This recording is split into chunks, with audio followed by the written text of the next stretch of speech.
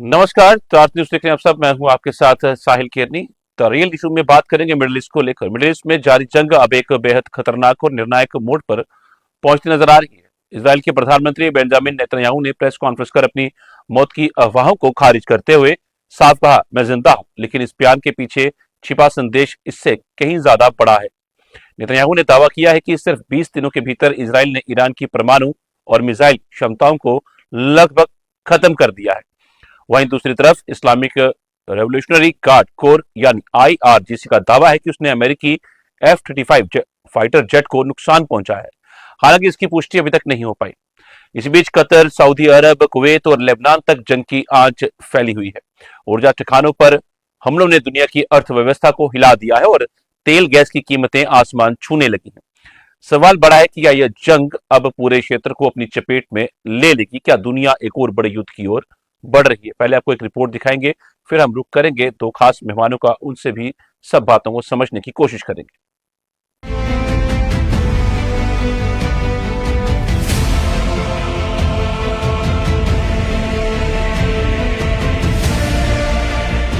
Netanyahu बोले, मैं जिंदा हूं। ईरान की न्यूक्लियर क्षमता खत्म करने का दावा। 100 से ज्यादा मिसाइल लॉन्चर तबाह। इजराइल का दावा। आईआरजीसी का दावा, F-35 को नुकसान। कतर एलएनजी प्लांट पर हमला। तेल कीमतें $180 तक जाने की आशंका। लेबनान में 10 लाख से ज्यादा लोग बेघर। यूएई ने आतंकी नेटवर्क पकड़ा। सऊदी ने कई ड्रोन मार गिराए। यूएन में ईरान पर आपात बैठक।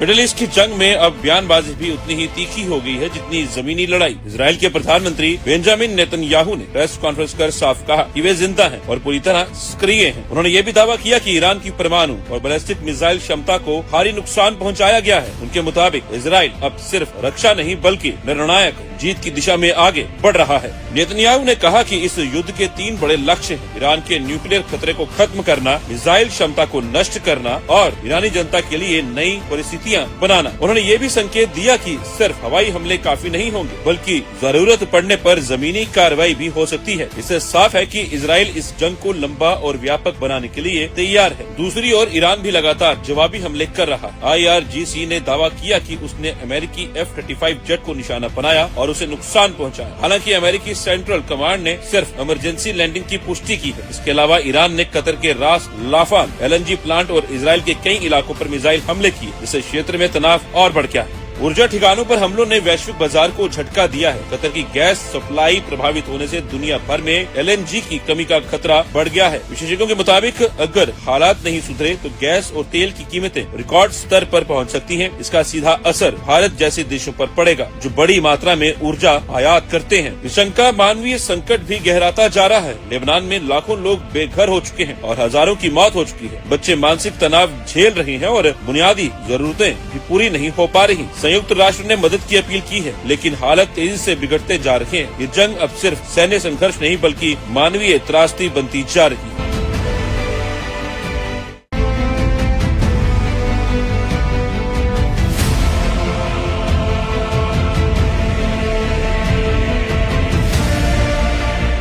नेतन्याहू बोले, मैं जिंदा हूं। ईरान की न्यूक्लियर क्षमता खत्म करने का दावा। 100 से ज्यादा मिसाइल लॉन्चर तबाह। इजराइल का दावा। आईआरजीसी का दावा, F-35 को नुकसान। कतर एलएनजी प्लांट पर हमला। तेल कीमतें $180 तक जाने की आशंका। लेबनान में 10 लाख से ज्यादा लोग बेघर। यूएई ने आतंकी नेटवर्क पकड़ा। सऊदी ने कई ड्रोन मार गिराए। यूएन में ईरान पर आपात बैठक। मिडिल ईस्ट की जंग में अब बयानबाजी। तो ये एक रिपोर्ट आपको हमने दिखाई है अब तक के हालातों के ऊपर। एक खास थी ये रिपोर्ट। अब रुक करेंगे, दो खास मेहमान हमारे साथ जुड़ चुके हैं और उनसे भी समझेंगे पूरी बातों को। कैप्टन अनिल गौड़ सर है हमारे साथ, डिफेंस एक्सपर्ट। सर धन्यवाद, शुक्रिया बहुत समय देने के लिए। और अहमद याद है हमारे साथ, सीनियर जर्नलिस्ट। सर बहुत बहुत शुक्रिया, धन्यवाद समय देने के लिए आपका, हमें कीमती समय अपना साझा करने के लिए। तो शुरुआत में कैप्टन सर से करूंगा। सर, अब आप इस युद्ध को किस तरफ जाते हुए देख रहे हैं? एक तरफ सऊदी और उनके साथ मिडिल ईस्ट के जुड़े हुए 12 देश सब जो है ईरान को समझा रहे हैं, कह रहे हैं कि उसको समझ आ जानी चाहिए कि रुक जाओ, बस करो। और दूसरी तरफ यह भी चेतावनी दी जा रही है सऊदी की तरफ से कि अगर एक्सीलेट होता है तो इसके अंजाम और भी बुरे हो सकते हैं, हम भी अपना सैन्य शक्ति इस्तेमाल कर सकते हैं। नमस्कार साहिल जी। ऐसा है, देखिए, जो ईरान कर रहा है आज, उसकी शुरुआत जो है वो एक ऐसे तरीके से हुई है कि मैं कहूँगा कि एक मिस कैलकुलेशन हुई है अमेरिका और इसराइल से, कि उन्होंने जब ये लड़ाई शुरू की, उन्होंने उस टाइम ये सोचा कि ये इनकी जो सुप्रीम लीडर है और उनकी जो लीडरशिप है ईरान की, उसको हम खत्म कर देंगे तो रिजीम चेंज हो जाएगा और एक ऐसा आदमी आ जाएगा वहां पे, या ऐसी गवर्नमेंट आ जाएगी जो कि ये न्यूक्लियर प्रोग्राम बंद कर देगी और साथ में जो है ये एक प्रो अमेरिकन और प्रो इसराइल टाइप की आ जाएगी, ताकि लिव एंड लेट लिव की पॉलिसी चले। अब हुआ क्या है कि बेसिकली ये तो हुआ नहीं है, क्योंकि आपने देखा उनकी 28 फरवरी को जब ये सारे के सारे वहां पे लीडरशिप को इन्होंने खत्म किया, तो वो तो हुआ नहीं। तो ईरान उसके बाद में पलटवार एक हिसाब से करना शुरू हुआ। अब इन्होंने, दोनों देशों ने, आप अमेरिका और जो है इसराइल, इन्होंने इकोनॉमिक जो उसका फ्रंट है ईरान का, उसको वीकन करने की कोशिश की। जब देख हम इसको इकोनॉमिकली हिट करते हैं, तो उसका नतीजा क्या हुआ? नतीजा ये हुआ कि ईरान ने, मैं कहूँगा, सारी दुनिया के इकोनॉमिक फ्रंट को हिट करना शुरू कर दिया। वो कैसे कि जितने खाड़ी के देश थे, जो ऑयल प्रोड्यूसिंग देश थे, जो वहां पे एलएनजी का ये थे, उन सबको उसने टारगेट करा और स्टेट ऑफ हॉर्मुज को बंद कर दिया। अब उससे हुआ क्या है? तेल की कीमतें बढ़ गई है, का हाहाकार हो रहा है। और अगर ये युद्ध और लंबा चलेगा तो मैं आपको यकीनन कह सकता हूँ कि सारी दुनिया की इकोनॉमी जो है ना, वो स्टैंड स्टिल आ जाएगी। रशियन जो है तेल और गैस, यूरोपियन यूनियन तो ले लेगा, हमारा भी काम चलेगा, पर ओवरऑल जो है अगर आप देखेंगे तो दुनिया की जो इकोनॉमी है वो सारी की सारी नीचे आनी शुरू हो जाएगी। अब इसमें एक चीज है कि जब ये सारी बातें हो रही थी, ईरान ने बड़ी क्लियर चीज की, बयान काउंटर बयान, बयान काउंटर बयान जब आए तो ईरान ने एक बहुत चीज की, उसने 3 शर्तें रख दी। उसने कहा जी नेगोशिएशन होगी ये 3 शर्तों के ऊपर, जी। पहले आप ये शर्तें माने और उसके बाद में, क्योंकि हमने देख लिया ये आप अच्छे भला हम नेगोशिएशन कर रहे थे, अभी नेगोशिएशन ओमान का जो मिनिस्टर है वो अभी बयान दे ही रहा था, तो इतनी देर में ये आपने ये कर दिया यहाँ पे हमारे ऊपर अटैक करके, तो सारी लीडरशिप हमारी खत्म कर दी, तो हम आप पे यकीन नहीं करते। अब वो 3 शर्तें उसने रख दी। अब वो 3 शर्तें प्री रिक्विजिट बन गई हैं पीस टॉक्स के लिए। ईरान जो है वो बड़ा क्लियर है अपने माइंड में, उसके पास ड्रोन्स हैं और मिसाइल्स हैं, बाकी उसके पास कुछ नहीं है। और उसके पास आईआरजीसी है, आईआरजीसी के वो 3-4 लाख जो सैनिक हैं वो हैं। तो वो कहते हैं कि जैसे आज सऊदी अरब ने कहा जी हम भी उधर करेंगे, तो वो तो कह रहा है कि जी आप आइए, अपने सैनिक भेजिए यहाँ पे हमारे पास, ताकि हम सबकी लाशें बचा लें। वो बड़ा क्लियर है अपने माइंड में। अब देखना ये है, देखिए जिस हिसाब से डोनाल्ड ट्रंप जो है वो रोज रोज बयान बदल रहे हैं, वो दिखा रहा है, वो दर्शाता है कि अमेरिका के पास कोई ऐसी पॉलिसी नहीं थी कि अगर ईरान ये करेगा तो हम क्या करेंगे, और अगर ये करेगा तो क्या करेंगे। मैं बार बार एक चीज कहता रहा हूं कि अमेरिका की एक आदत है कि वो अटैक तो कर देते हैं पर उनके पास एग्जिट पॉलिसी नहीं होती। वो हमने देखा है, वियतनाम में भी देखा है, अफगानिस्तान में भी देखा है, इराक में भी देखा है। मैं दूसरा और नंबर अब भेज रहा हूँ आपको, एक और मिनट अब अभी। हम यहाँ पे देख रहे हैं इधर ईरान के अंदर। जी। अब अमेरिका भी एग्जिट चाहता है कि भाई अब किसी तरीके से मैं एग्जिट कर लूं। अच्छा, जो उसकी किरकिरी, मैं एक हिसाब से कहूंगा कि उसके पास जो उसकी जो जो फ्लीट थी, जो उसका ये जो इसका बैटल ग्रुप्स है इसके, और all are centered around the aircraft career.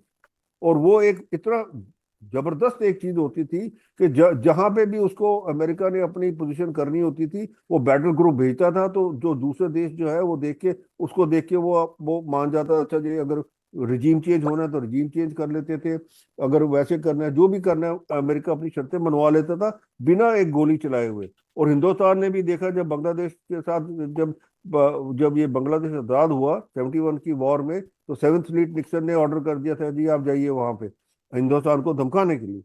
तो अब उसका क्या हुआ है, देखिए उसका भी ईरान ने दिखा दिया है कि ये जो बैटल ग्रुप है ये भी बहुत वल्नरेबल है। मिसाइल्स और ड्रोन्स के जरिए। अब उसका हुआ क्या है, एक उन्होंने जो उनका एक बैटल ग्रुप जो है वो उसको रेड सी की तरफ कर दिया और दूसरे को 1200 किलोमीटर दूर कर दिया।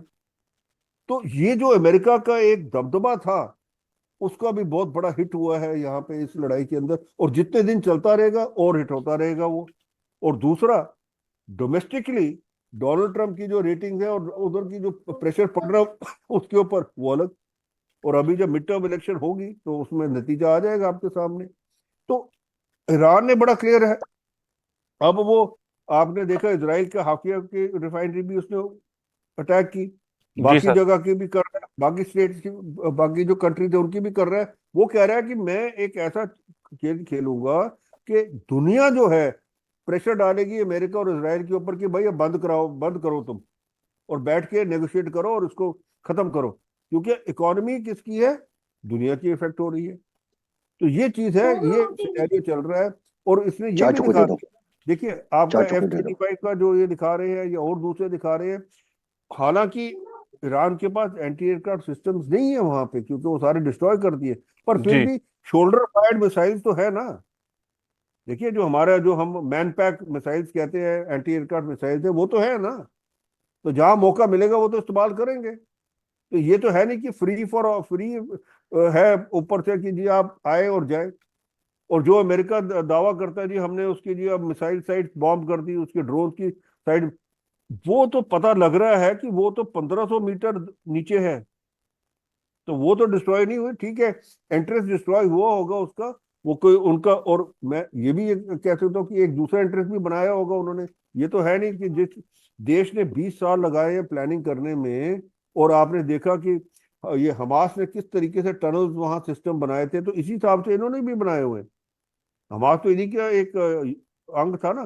तो उस इन्होंने भी बनाए। तो ये 1500 मीटर नीचे, क्योंकि इनको पता है अमेरिका के पास बंकर बस्टिंग बॉम्ब है, तो उन्होंने वो 200-300 मीटर तक जाता है, ज्यादा से ज्यादा 400 मीटर हो जाएगा, तो उन्होंने 1500 मीटर तक ले गए हैं नीचे। तो अब इसको जो जो वो जजीरा है इनका, चाहे ड्रोन्स का है चाहे मिसाइल्स का है, उसको अगर आप खत्म करेंगे तो फिर कहीं कुछ होगा, और उसको तो मेरे को लगता नहीं कि जल्दी खत्म होगा। जी और तीसरी बात एक बहुत जरूरी है, वो ये है कि वो 400 किलो यूरेनियम जो है, जो IAEA ने कहा कि ये मिसिंग है, चाहे वो 60% रिफाइंड वो एनरिच्ड है, पर 60% के साथ भी वो डर्टी बॉम्ब बन सकता है। तो कोई ये इसके ऊपर कोई श्योरिटी नहीं ना दे सकता कि अगर ईरान के ऊपर इतना वो हो गया तो वो इस्तेमाल ना करे। अगर वो इस्तेमाल कर लेगा वहां पे इसराइल के ऊपर, तो ये सारा एरिया रेडियो एक्टिव हो जाएगा। चाहे उसके जी अंदर लोग नहीं मरेंगे, पर रेडियो एक्टिव तो हो जाएगा ना, आप रह नहीं सकेंगे, आप उगा नहीं सकेंगे कुछ। और अच्छा, दुनिया का हाल देखो, ये जो इनके जितनी रिफाइनरीज वगैरह अटैक हुई हैं, तेल बंद हो गया, हम सिर्फ तेल और गैस देखते हैं, हम ये भूल जाते हैं कि यूरिया, जो दुनिया को सबसे ज्यादा चाहिए अपने अनाज उगाने के लिए, फर्टिलाइजर, वो भी यहीं से आते हैं। तो अगर ये बंद हो गया तो आगे आने वाले दिनों में जब देशों को फर्टिलाइजर नहीं मिलेगा, उनकी प्रोडक्शन कम हो जाएगी फूड ग्रेन्स की, तो एक हिसाब से हाहाकार मचेगा सब जगह। तो ओवरऑल अगर आप सिनेरियो देखें तो मेरे को लगता है कि अमेरिका और इसराइल जो है उनका पलड़ा नीचे हो गया, और ईरान जो है वो भारी हो गया, क्योंकि ईरान कहता है कि अब मेरे को तो कुछ खोना नहीं है, कोई बात नहीं, मैं जो है करता रहूंगा ये ऐसे। अब ये जितना मर्जी कह ले, और अगर वो कहते बूट्स ऑन ग्राउंड, वो कहते आ जाइए, आप आइए। वो तो चाहते हैं कि भाई अमेरिका भी अपने सोल्जर्स भेजे वहां पे, ताकि हम उनको सबको खत्म करके, तो उनके जब बॉडी बैग जाएंगे अमेरिका के अंदर, तो अमेरिकन पब्लिक ही जो है वो हाहाकार मचाएगी डोनाल्ड ट्रंप के लिए। तो ये सिनेरियो मेरे को लग रहा है कि अब इस हिसाब से चल रहा है। और आने वाले दिन जो है, अब हालांकि डोनाल्ड ट्रंप ने पहले कहा था कि 4-5 हफ्ते लगेंगे, अब 21 दिन हुए हैं, पर मेरे को लगता नहीं कि ये 4-5 हफ्ते में भी ये इनको काबू कर सकेंगे ईरान को, बल्कि ईरान ने इनको काबू कर लिया, मेरे को यही लग रहा है। ठीक है सर, मैं दोबारा करूंगा आपका, मैं करूंगा अहमद याद सर का। सर, कतर के प्रधानमंत्री ने तुर्की के विदेश मंत्री से बैठक की है, प्रेस कॉन्फ्रेंस की है, और उन्होंने भी कहा है जिस तरीके से ईरान जो है ये हमले कर रहा है, ये नाकाबिल है। और किस तरह से आप इन सब चीजों को देखते हैं, क्या आने वाला समय ऐसा होगा कि ये सब देश एक साथ होकर ईरान के खिलाफ कोई कार्रवाई कर सकते हैं? क्या ऐसी कोई पॉसिबिलिटी नजर आती है? देखिए, कैप्टन साहब ने सही कहा कि अमेरिका ने शायद इतना नहीं सोचा था कि इतना देर चलेगा या इतना टाइम टिक पाएगा ईरान। और चूंकि वो एग्रेशन जो उसकी तरफ से जारियत जो हुई वो अनप्रोवोक्ड हुई ईरान के ऊपर, और लिहाजा सभी जो ग्लोबली लोग महसूस करते हैं कि ईरान के ऊपर एक गैर जरूरी जारियत पैदा होगी, की गई, और उसे जो सूरज हाल पैदा हो गया उसमें उसने सारे उस मामले ने सारी दुनिया को अपने लपेट में ले लिया, जहां तक इकोनॉमी का, जहां तक ट्रेड का, क्योंकि वो सारा इस पर मोस्टली एनर्जीज पर, ऑयल सप्लाईज पर डिपेंड करता है। तो चूंकि उस पर जो जो इश्यूज आ गए, तो उसको लेकर सारा ग्लोब ये समझ रहा है कि शायद इसराइल और अमेरिका ने ऐसा नहीं करना चाहिए था, और जो उसके साथ साथ खलीज में जो हालात पैदा हो गए ईरान की रिटेलिएशन से। अब चूंकि ईरान की तरफ से कोई जंग शुरू नहीं हुआ, उन्होंने जंग नहीं किया, उन्होंने सिर्फ एक बीच बीच बचाव किया या रिटेलिएशन की, उन्होंने वापस जवाबी हमला किया। तो इसलिए नहीं लग रहा है, चाहे ग्लोब में चाहे खलीज में, जहां खलीज इस वक्त काफी असरअंदाज है जैसे इसराइल की ड्रोन्स और मिसाइल स्ट्राइक्स की वजह से, जो वहाँ अमेरिकन बेसिस है या इंस्टॉलेशंस है। तो चूंकि वो महसूस कर रहे हैं ये उनके खिलाफ नहीं है, ये जो अमेरिकन इंस्टॉलेशंस हैं उनके एरियाज में, उनके ऊपर ये अटैक है, न कि उन ममालिक को जो खलीज में है। तो लिहाजा नहीं लग रहा है कि ये सारे इकट्ठा होके, एक ये दो एक फैक्टर, एक ये कि ये हमला उनके ऊपर नहीं है, और दूसरा जो अमेरिका ने गैर जरूरी जारियत की ईरान के ऊपर, जिसकी वजह से ये सारा परेशानी हो रही है ग्लोब में। तो ये सारी चीजें लेकर नहीं लग रहा है कि ईरान के खिलाफ कहीं भी शायद कोई ज्यादा जहन बन सकता है किसी भी मुल्क को, इसराइल और अमेरिका के अलावा। अलबत्ता शायद वो ये कोशिश करेंगे, इस कोशिश में रहेंगे, बजाय कि वो इकट्ठा होके फिर ईरान को दबाने की कोशिश करें, जंग करेंगे, वापस करेंगे। लगता है एक सलाह सफाई की कोशिश की जाएगी, एक इसको मीडिएशन करने की कोशिश की जाए ताकि जंग बंदी हो। शायद इंस्टेड कि वो ये सोचे कि हम इनके ऊपर हमला करके अपना हरमुज को खोल दें या और कोई चीज करें या उनको जंग करके रोकने की कोशिश करें। अब मुझे लगता है कि ग्लोब इस वक्त या खलीज खास तौर उस डायरेक्शन में नहीं सोच रहा है कि हम ईरान के खिलाफ ऐसा कुछ करें। बल्कि मुझे लगता है कि ईरान के साथ हमदर्दियां बढ़ गई है, क्योंकि जो जो मामला ईरान के सामने आ गए, पहले उनका गैर जरूरी हमला किया गया, उनका सुप्रीम लीडर को शहीद मारा गया, और उसके अलावा अब उनका दूसरा जो जो लारी जानी को मारा गया। तो ये लग रहा है कि इसके बीच हालांकि ईरान ने इशारा भी दिया था कि हम इन ममालिक पर हमला नहीं करेंगे, हम हमसाया ममालिक पर हमला नहीं करेंगे, हमें इस चीज का एहसास है। तो इंडिकेट किया था कि शायद जंग को रोका जा सकता है। लेकिन उसके बाद जब लारी जाने का वाक़ा आ गया तो शायद उन्होंने और भी मजबूरी में रिटेलिएट कर दिया। तो इस लिहाज से लग रहा है कि कोशिश जो होगी, ग्लोब की कोशिश जो होगी, दुनिया की कोशिश जो होगी कि जिसको भी जैसे मुमकिन हो कि इस जंग को रोकने की कोशिश की जाए, क्योंकि इसका इकोनॉमिकल इफेक्ट ट्रेड पर होगा, इकोनॉमी पर होगा, जब ऑयल्स का सप्लाईज का मामला आ जाएगा। तो इसलिए लगता है कि कोशिश यही होगी कि इस जंग को रोका जाए, न कि इसको दिया जाए।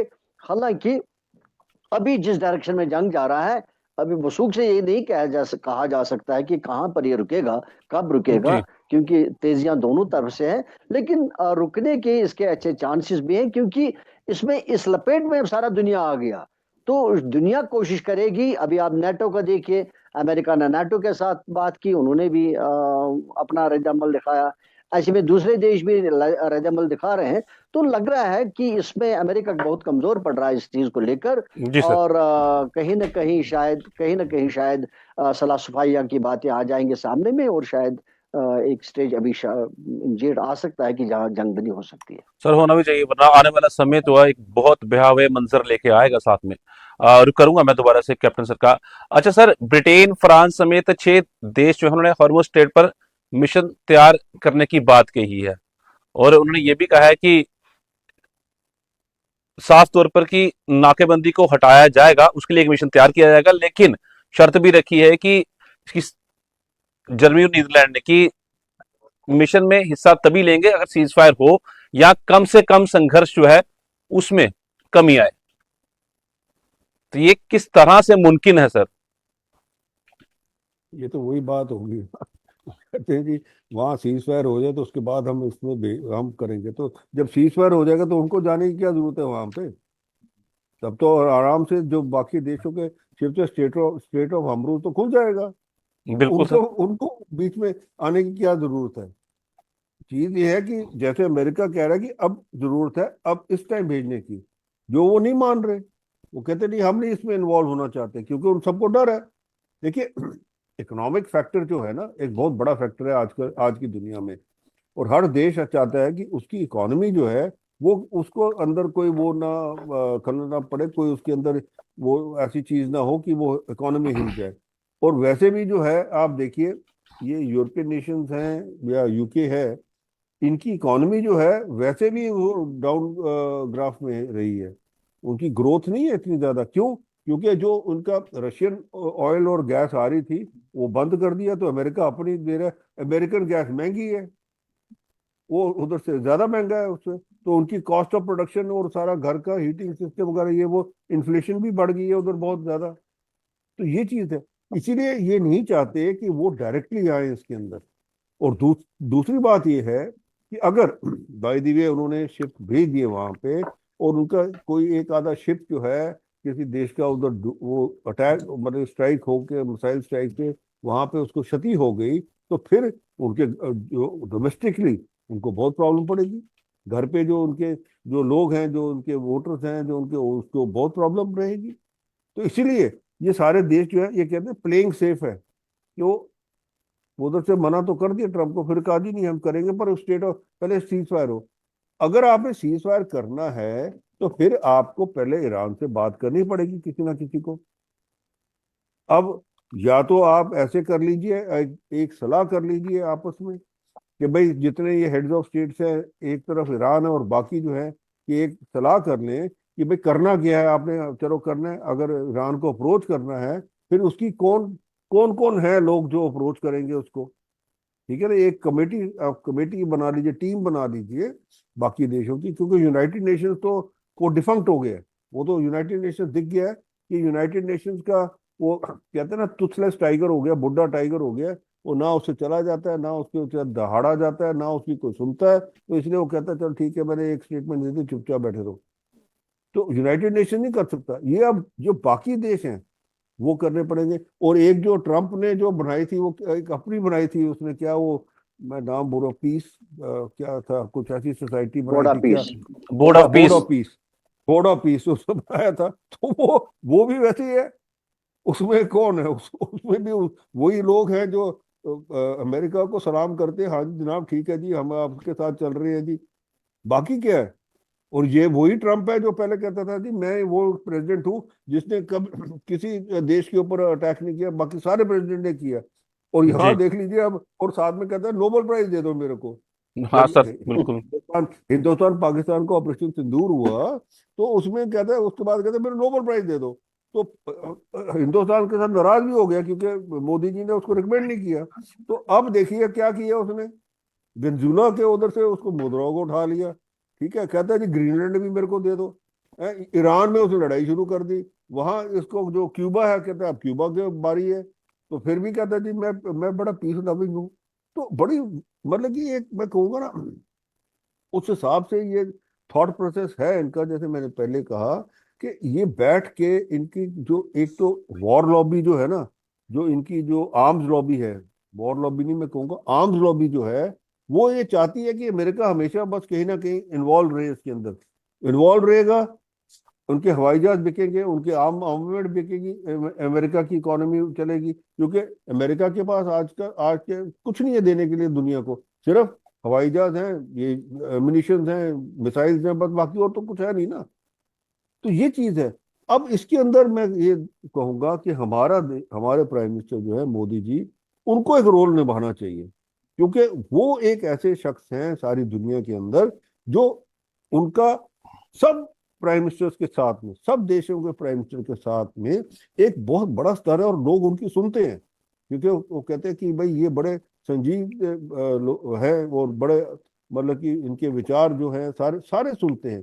तो इनको एक इनिशिएटिव लेना चाहिए, भारत को इनिशिएटिव लेना चाहिए। और वैसे भी हमारा देखे ना, वो कहते हैं हम क्या, वो हमारा है ये अ, एक ब्रदरहुड फॉर ऑल हमारा जो बिल्कुल सर। है, कि सब कटुक है हमारा, कि सारी दुनिया हमारा, हम सारे एक जैसे हैं क्योंकि हम मनुष्य हैं।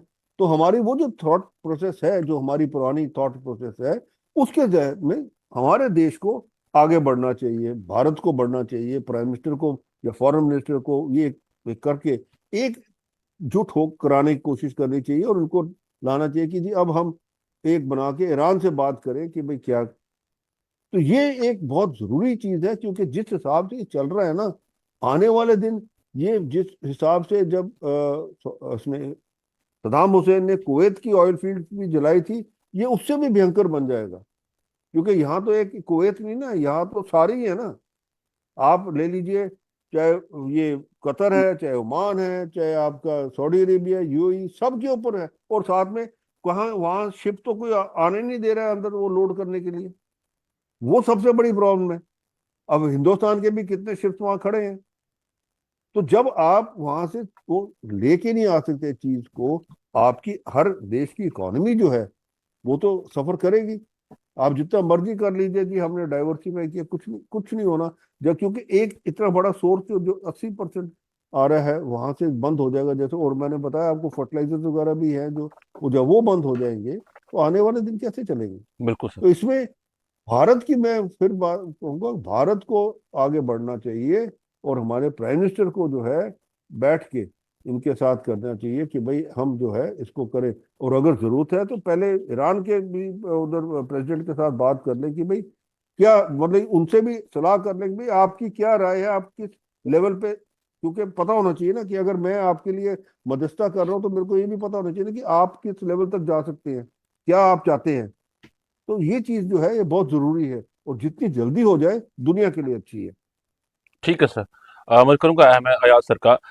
सर, भारत का रुख क्या होना चाहिए इस समय पे? क्या भारत बात करे, जैसे अभी कैप्टन सर ने कहा, बात करे, मध्यस्थता की भूमिका निभाए, या अमेरिका को खुद भारत को अप्रोच करना चाहिए, ट्रंप साहब को, हमारे यशस्वी प्रधानमंत्री नरेंद्र मोदी जी से बिल्कुल बात करनी चाहिए?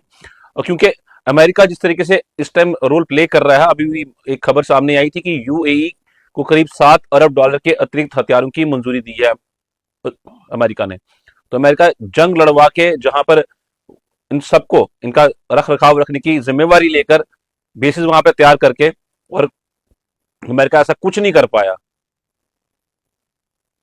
बिल्कुल। अब ये स्टेज आ गया है कि जब जंग जोरों पर है, तब उसी लिहाज से मध्यस्थता की, मीडिएशन की कार्रवाई भी जोर पकड़नी चाहिए।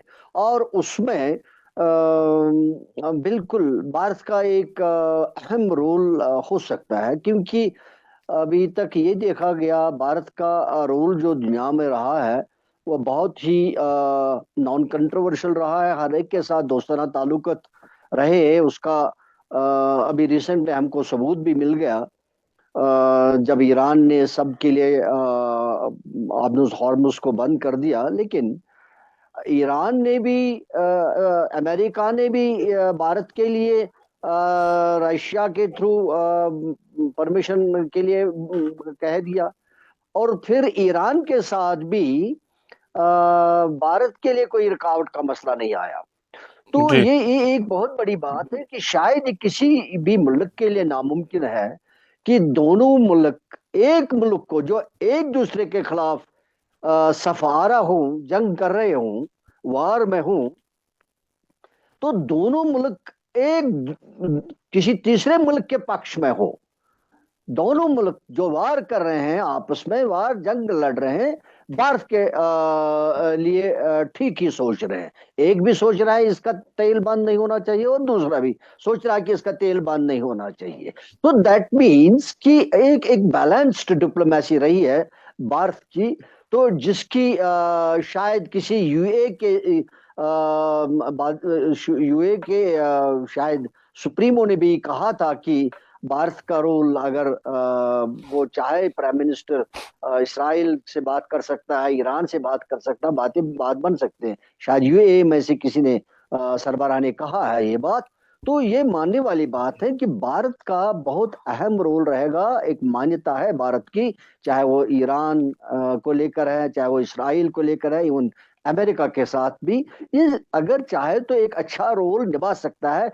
और लग रहा है कि शायद भारत अब निभा भी सकता है, क्योंकि अब हालात बिगड़ रहे हैं। और उसके अलावा मुझे लग रहा है कि जो खलीजी ममालिक जो है, जो मिडल ईस्ट के जो मुस्लिम कंट्रीज हैं, जिनका अमेरिका के साथ भी अच्छा खासा रिलेशन है, तो मुझे लग रहा है वो भी शायद अब सामने आ सकते हैं कि इसकी जंगबंदी की जल्दी की जाए, जंग बंद किया जाए। क्योंकि अब जितना जंग बढ़ता जाए उतने ज्यादा हालात खराब होते रहेंगे, और इकोनॉमी दुनिया की असर अंदाज हो जाएगी। तो लिहाजा वो नहीं चाहेगा, कोई भी देश नहीं चाहेगा, कोई भी मुल्क नहीं चाहेगा जी। उसकी इकोनॉमी खराब हो, उसका अमन खराब हो, उसकी तरक्की रुक जाए। इसलिए मुझे लगता है कि ये सारे मिलके शायद एक कोशिश करेंगे जिसमें भारत का रोल बड़ा अहम रहेगा। और अगर भारत ऐसा रोल निभाता है तो मुझे लगता है कि और निभाना भी चाहिए, और शायद निभा भी हो सकता है, वो निभाएं भी, तो लगता है कि वो कारगर साबित होगा। और शायद भारत का असर ईरान पर भी हो सकता है, इसराइल पर भी हो सकता है। तो मुमकिन है कि अगर भारत अपनी मीडिएशन या अपनी बीच में मुदाखलत करता है, तो किसी न किसी तरीके से मुझे लगता है कि भारत का कहना, भारत का कार्रवाई असरअंदाज हो जाएगी। उसका असर जरूर रहेगा और पॉजिटिव असर रहेगा। बिल्कुल सर, होना भी चाहिए, क्योंकि दुनिया एक अलग रूप देख रही है, हर अर्थव्यवस्था पर फर्क पड़ रहा है। तो ये तो चर्चा ही चलती रहनी थी, पर समय इजाजत नहीं दे रहा sir. Captain Anil Gaur sir, आपका बहुत धन्यवाद हमारे जुड़ने के लिए, बहुत बहुत शुक्रिया हमें समय देने के लिए। और अहमद अयाज सर, आपका भी बहुत बहुत धन्यवाद, बहुत बहुत शुक्रिया हमें समय देने के लिए, हमारे जुड़ने के लिए बहुत बहुत शुक्रिया आपका सर। और काफी अहम बातें आप दोनों ने रखी हैं। तो बात तो साफ है कि मिडिल ईस्ट की ये जंग अब सिर्फ दो देशों के बीच नहीं रह गई, बल्कि पूरी दुनिया को प्रभावित कर रही है। इसराइल और ईरान के बीच बढ़ता टकराव, ऊर्जा संकट और मानवीय त्रासदी, ये सब मिलकर एक बड़े वैश्विक संकट का संकेत दे रहे हैं। अब नजरें इस बात पर हैं कि क्या कूटनीति इस आग को बुझा पाएगी या फिर संघर्ष और ज्यादा भड़क जाएगा। फिलहाल हालत बेहद गंभीर है और दुनिया सांस रोककर इस जंग का अगला कदम देख रही है। फिलहाल आज की इस चर्चा में इतना ही, मुझे दीजिए इजाजत, नमस्कार।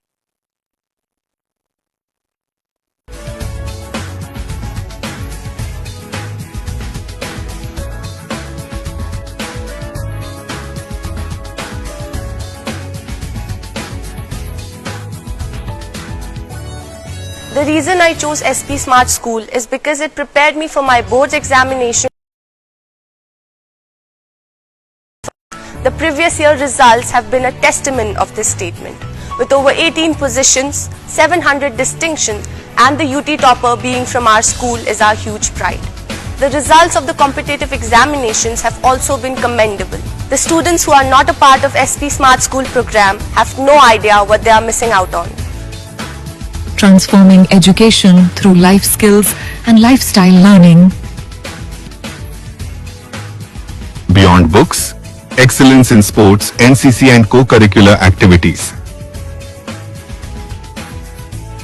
At Kingstar, every facility speaks of quality and commitment. From professional cricket grounds to advanced indoor setups, Kingstar provides everything a young sportsperson needs to perform at the highest level.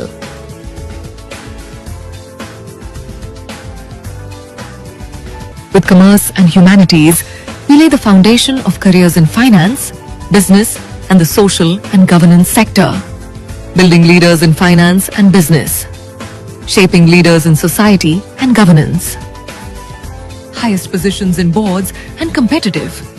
NEET Sure for medical students, GE Sure for non-medical students, and direct programs for commerce and arts. Turning medical dreams into NEET success. 100 plus SP Smartians on the path to becoming doctors. Admissions are open for classes 11 and 12 in medical, non-medical, arts and commerce streams. SP Smart School. Visit our campuses to register.